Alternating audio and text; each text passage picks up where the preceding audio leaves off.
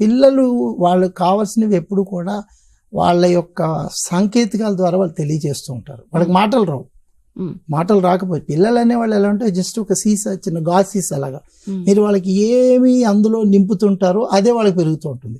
తల్లిదండ్రులు ఇద్దరు ప్రేమ నింపుతూ వెళ్తుంటే వాళ్ళు ప్రేమతోటే నించుకుంటూ ఉంటారు.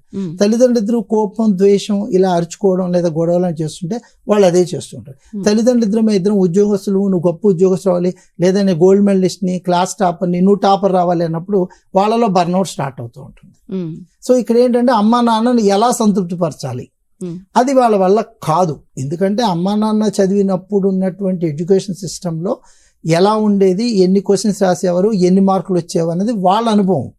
ఇప్పుడు ఆ జ్ఞానం లేదు. ఇప్పుడు చాలా ఎక్కువ జ్ఞానం పిల్లలకు వెళ్తోంది.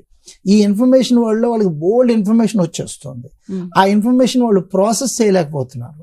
కావలసిన ప్రాసెస్ చేసుకున్న దాన్ని అప్లై చేయడమే జ్ఞానం అవుతుంది. అది వాళ్ళు చేయలేకపోతున్నారు.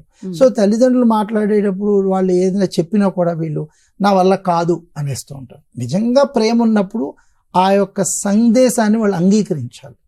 తల్లిదండ్రులు చెప్పేటువంటి ఏదైనా ఒక సంఘటన కానీ ఒక మాట కానీ పిల్లలు అంగీకరించే స్థితిలో ఉన్నారు అంటే అక్కడ బర్న్అవుట్ ఇంకా లేదని అర్థం. చిన్న విషయంలో అయినా సరే, చిన్న పిల్లలైనా సరే చిరాకు పడ్డారు అంటే something is going on there. That should be smelled by the parents immediately, irrespect of the age. Even ఇప్పుడు ఓ పిల్లవాడు, చిన్న పిల్లవాడు స్కూల్ నుంచి వస్తాడండి, ఆ బాబు 5వ క్లాస్ చదువుతున్నాడు, చాలా చిన్న పిల్లవాడు, జస్ట్ అలా వచ్చి 5 years కిట్ తీసుకుందాం, స్కూల్ నుంచి వస్తూ లోపలికి ఎంటర్ అయిన బ్యాగ్ అలా పెట్టేసి ఇలా పక్కన ఏదో ఆడుకుంటున్న చెల్లిని ఫట్మని కొట్టి వెళ్ళిపోతాడు. ఆ బాబు ఆ చెల్లిని ఎందుకు కొట్టాడో ఆ తల్లికి అర్థం కాదు. But it's a burnout. అతనికి స్కూల్లో అంగీకరించలేని చర్య ఏదో జరిగింది, తన మనసు బాధపడుతోంది, నన్నెవరూ పట్టించుకోవట్లేదు, నన్నెవరూ గుర్తించటం లేదు అన్నటువంటి ఆ బాధని స్కూల్ నుంచి ఇంటి దాకా మోసుకొచ్చి ఎదురుగుండా కనిపించిన తనకంటే చిన్నదే నా చెల్లిని ఫట్మన్ కొడతారు. అంటే అటెన్షన్ సీకింగ్ అంటాం మనం. అమ్మా నువ్వు నన్ను పట్టించుకో అని చెప్పడం. ఇక్కడ తల్లిదండ్రులు ఎలా చేస్తారంటే పిల్లలను కొట్టారు కాబట్టి వీళ్ళు పెద్దవాడిని కొడతారు. ఇది ఎలా తయారవుతుందంటే కోపం మీద కోపం వెళ్ళిపోతుంది. మనం సింపుల్గా బర్న్అవుట్ చెప్పాలి అంటే ఏమంటామంటే ఏనుగు మావటి కథలా చెప్తాను నేను. ఇప్పుడు ఏనుగు చాలా పెద్దది, కానీ ఏనుగును కంట్రోల్ చేసేటువంటి వ్యక్తి మావటి ఎలా ఉన్నారు, చాలా చిన్న వ్యక్తి. అతను ఎప్పుడు ఏనుగును కొట్టడు.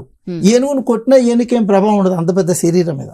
సో ఇక్కడ ఆ యొక్క సెన్సరీ సిస్టమ్ ని ఇతను నా మంచి శ్రేయోభిలాష అన్నటువంటి భావాన్ని ఏర్పరచుకోవడం ద్వారా ఓ చిన్న కర్రను చేతితో పట్టుకుని ఆ ఏనుగును మొత్తం ఎమోషనల్గా కంట్రోల్ చేస్తారు. ఏనుగును కూర్చోమంటే కూర్చోబెడతారు, నించోమంటే నించోబెడతారు, పరిగెత్తమన్నా పరిగెత్తిస్తారు, 2 కాళ్ళ మీద నించోబెట్టమన్నా నించోబెడతారు. 1 కాదు 5 ఏనుగులు కూడా ఆ చిన్న వ్యక్తి పక్కన నుంచి చేయగలుగుతారు. అంటే వాళ్ళ యొక్క లాజికల్ థింకింగ్ని, ఇతను నా శ్రేయోభిలాషి అన్న లాజికల్ థింకింగ్ నాకు ఎప్పుడైతే మనం ఇవ్వగలిగామో ఆ యొక్క ఎదుటి వ్యక్తి ఎమోషన్స్ని మనం హ్యాండిల్ చేయగలుగుతాం. ఇక్కడ తల్లిదండ్రులు పిల్లల యొక్క ఎమోషన్ని అర్థం చేసుకోగలిగితే, అంటే వాడు కొట్టాడు అన్నకంటే ఆ బాబు కొట్టడం వెనకాల ఏ ఉద్దేశం ఉంటుంది, ఈ దిశగా తల్లిదండ్రులు పనిచేయాలి. అలా పనిచేసినప్పుడు ప్రతి ప్రవర్తన వెనకాల ఒక ఉద్దేశం ఉంటుందండి. ఏ 2 వ్యక్తులైనా సరే ఒక చర్య చేసినప్పుడు కానీ, ఒక మాట మాట్లాడినప్పుడు కానీ దాని వెనక ఒక ప్రత్యేకమైన ఉద్దేశం ఉంటుంది. ఆ ఉద్దేశం స్పష్టంగా మాటల్లో కనపడదు. ఆ కనపడని భావాన్ని భావావేశంగా అర్థం చేసుకోవడమే ఒక రియల్ బంధం అవుతుంది.